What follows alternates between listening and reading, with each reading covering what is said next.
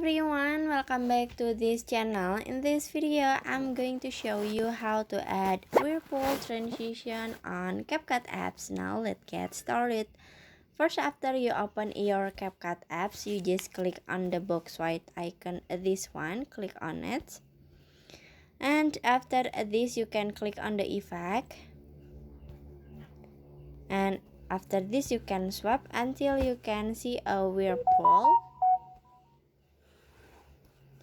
This one, you just click on it, and after this you can set the duration for the transition. This one, you just swipe left or right like this, and after this you can click on apply to all for add the transition effect to all videos. And after this you can click check icon in here